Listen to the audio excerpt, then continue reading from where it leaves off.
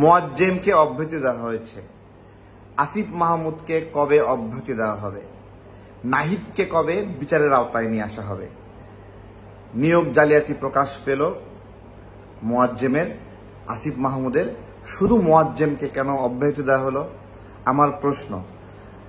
NCP থেকে বহিষ্কার করা হয়েছে গাজী সালাউদ্দিন তানভীরকে। 4 দিন আগেই সে বলেছিল দুর্নীতি প্রমাণ পেলে নিজেই পদত্যাগ করবে, তারপরে পদত্যাগ করে না।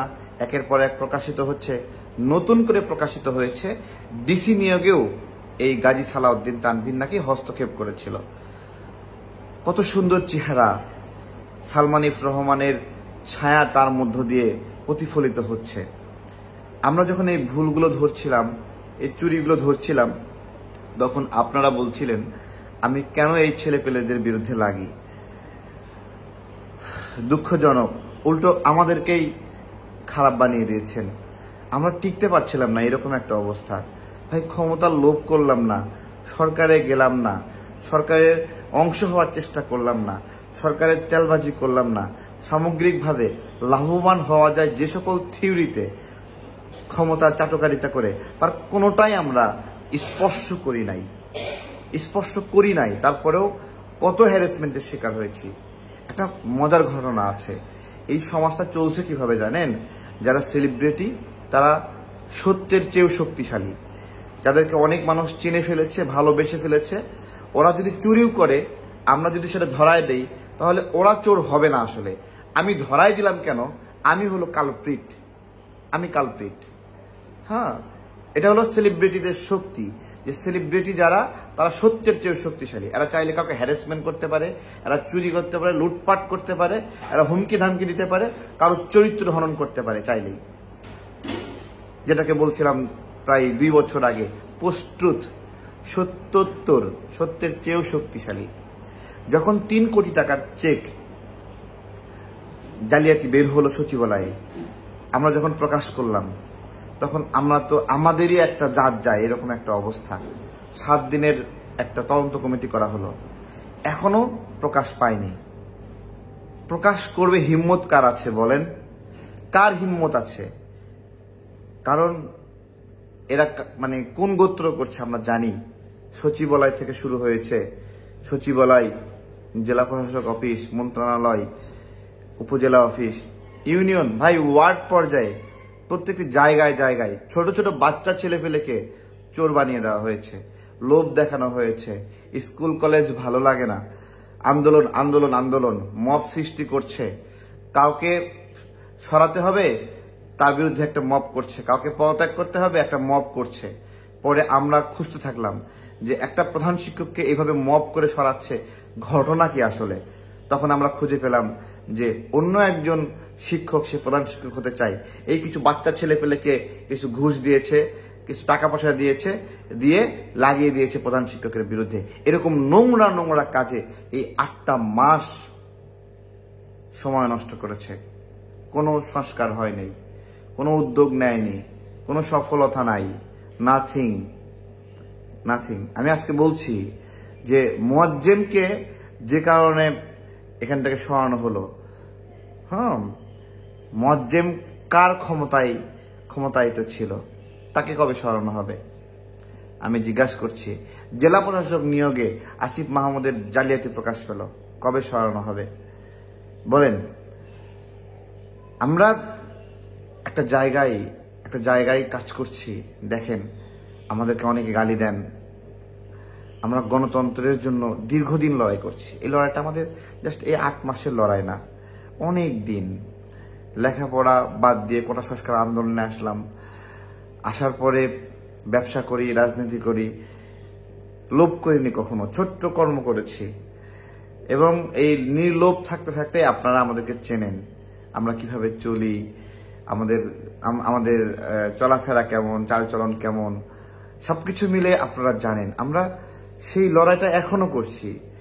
আমরা ক্ষমতার সঙ্গী না হওয়াতে, যারা ক্ষমতার সঙ্গী হয়েছে তারা সংঘবদ্ধভাবে আমাদের হ্যারাসমেন্ট, অথচ আমরা লোভ করি নাই, আমরা কিছু চাই নাই ভাই, না চাইয়ে আমাদেরকে হ্যারাসমেন্ট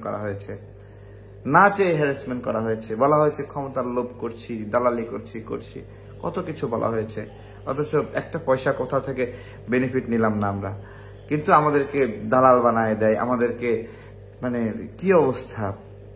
লাল কমেন্ট বাহিনী এসে কমেন্ট করছে, মৌমাছির মতো ধরছে, অথচ আজকে আমাদের প্রত্যেকটা ঘটনা, প্রত্যেকটা প্রতিক্রিয়া সত্য প্রমাণিত হচ্ছে।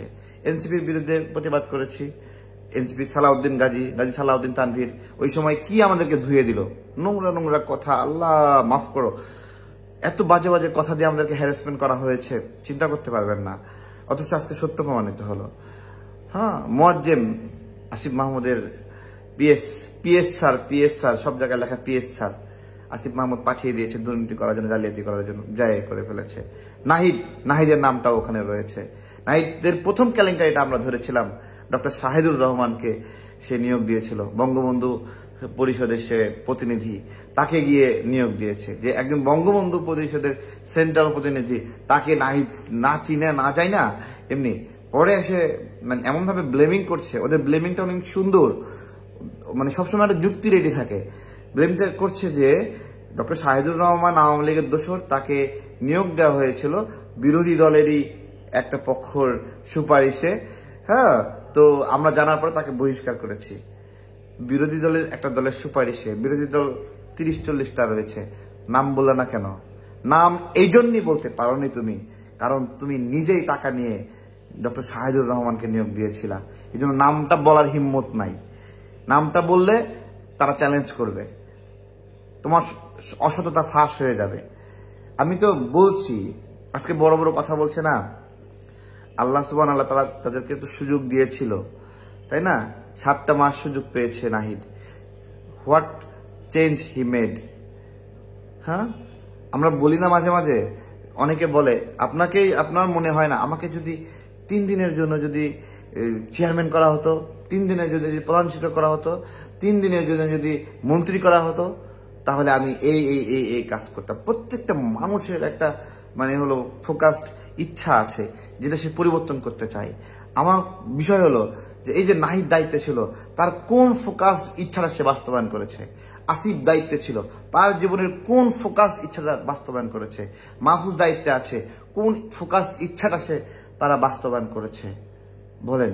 একসাথে সবাই মিলে আন্দোলন করেছি আমরা, ক্ষমতার অংশীদার না হয়ে, ক্ষমতার লোভ না করে আমরা আমাদের চরিত্র হনন করা হয়েছে, মানে জাস্ট অহেতুক। আমরা আজকে যেগুলো ধরেছি এগুলো প্রমাণিত হচ্ছে কেন? জেলা প্রশাসক নিয়োগে আসিফ মাহমুদের জালিয়াতি প্রমাণিত প্রমাণিত প্রমাণিত প্রমাণিত এই যে প্রশাসক নিয়োগে প্রমাণিত, এগুলো সবাই 3 কোটি টাকার চেক প্রমাণিত, এগুলো কিন্তু তদন্ত চলছে, আল্লাহর নামে তদন্ত চলছে। আজকে আমি বলবো যে এই যে এদেরকে সমাজে কোথাও জায়গা দিবেন না, ঠিক আছে? রাজনীতি করছেন না, রাজনৈতিক কর্মী আছেন, সমাজের মানুষ যারা রাজনীতির মাঠে আছে না, এদেরকে রাজনৈতিক হিসেবে বিবেচনা করবেন। কাউকে অতিরিক্ত মায়া দিবেন না, ওই মায়া দিয়ে সে সবকিছু কিনে নিতে চায়, কাউকে অতিরিক্ত মায়া দিবেন না, এটা জরুরি। হ্যাঁ, রাজনীতিবিদকে যারা রাজনীতি করছে, আমরা হই, এনসিপি হই, বিএনপি হই, জামাত হই, জাতীয় পার্টি হই, আওয়ামী লীগ হই, সবাইকে রাজনৈতিক বিবেচনায় ট্রিট করবেন। রাজনৈতিক বিবেচনায় ভালো করলে মাথায় তুলে রাখবেন, আর রাজনৈতিক বিবেচনায় যদি খারাপ করে 2 পা ধরে মাটির সঙ্গে আছাড় মারবেন। এছাড়া আর কোনো উপায় নাই।